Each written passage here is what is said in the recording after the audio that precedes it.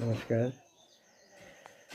सम्पूर्ण स्वदेश तथा विदेशमा रहनुहुने आमा बुवा दाजुभाइ दिदीबहिनी छोराछोरीहरू, आज हामी 2082 साललाई बिदाई गरी नयाँ वर्ष 2083 सालमा यो बिहानीको सँगै पाइला टेकेका छौँ।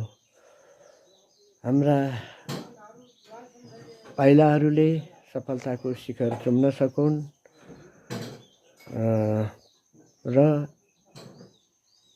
सम्पूर्ण दाजुभाइ दिदीबहिनीहरूको सुस्वास्थ्य, दीर्घायु, उत्तरोत्तर प्रगतिको लागि र हामी बीचका सम्बन्ध र मेलमिलापका गाँठाहरू आगामी दिनहरूमा अझै रसिला, भरसिला र कसिला बन्दै जाउन् भन्नका लागि 2083 सालको हार्दिक मङ्गलमय शुभकामना व्यक्त गर्दछु। धन्यवाद।